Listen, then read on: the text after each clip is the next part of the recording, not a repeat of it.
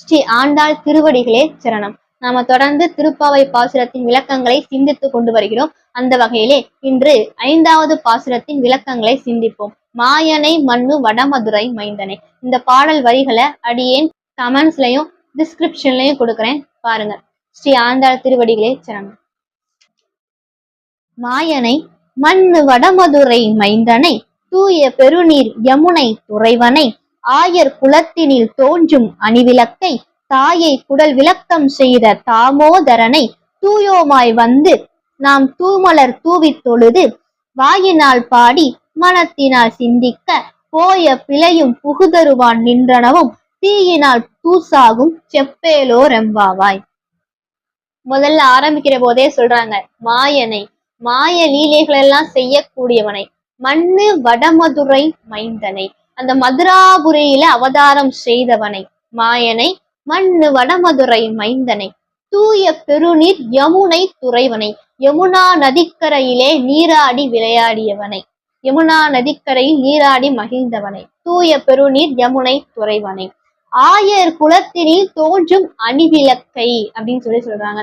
இப்போ ஒரு இருட்டு அறையில ஒரு விளக்கேற்றி வச்சோம்னா அந்த விளக்கானது எவ்வளவு பிரகாசமாக இருக்கிறோம், பக்கத்துல இருக்கக்கூடிய பொருட்களை எல்லாம் சிறப்பித்து காட்டும் அல்லவா. அது மாதிரி ஆயர்குலம் சிறக்க அவதாரம் செய்தவர், அதான் ஆயர் குலத்தில் தோன்றும் அணிவிளக்கை அப்படின்னு சொல்றாங்க. தாயை குடல் விளக்கம் செய்த தாமோதரனை, தாயை குடல் விளக்கம் செய்தவன், அதாவது தேவகியுடைய வயிற்றிலே பிறந்து தேவகிக்கு பெருமை சேர்த்தவன் தாமோதரனை. தாமம்னா கயிறு, உதரம்னா வயிறு. யசோதாதேவி ஒரு முறை உரல்ல கயிறால கண்ணனை கட்டி போட்டாங்க. அதனால அவங்க இடுப்புல, கண்ணனுடைய இடுப்புல கயிறு கட்டினதுனால அந்த கயிற்றுடைய தழும்பு இருந்துதான், அதனால அவருக்கு தாமோதரன்னு பேராம். அதுதான் இந்த இடத்துல சொல்றாங்க, தாயை குடல் விளக்கம் செய்த தாமோதரனை. அவரை பெற்றெடுத்த தேவகிக்கும் பெருமை சேர்த்தவன், யசோதாவுக்கும் பெருமை சேர்த்தவன் அப்படின்றது சொல்றாங்க.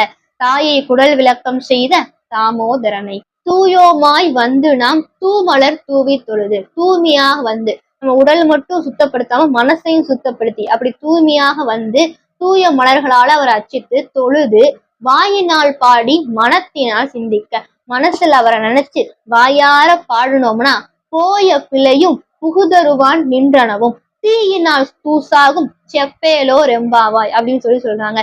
நாம் செய்த பாவங்கள் எல்லாம் தீயில பட்ட தூசு மாதிரி எரிஞ்சு சாம்பலா போயிரும். ஒரு தீயில ஒரு பஞ்சு பட்டினா, ஒரு பஞ்சானது ஒரு தீயில பட்ட அது எப்படி எரிஞ்சு சாம்பல் ஆகுமோ அது மாதிரி தீயினால் தூசாகும். நாம் செய்த பாவங்கள் எல்லாம் அவரை பாடி போற்றி பாடினாலே போதும், அத்தனையும் தீயில பட்ட தூசு மாதிரி காணாம போயிடும் அப்படின்னு இந்த பாசுரத்துல ஆண்டாள் நாச்சியார் சொல்றாங்க.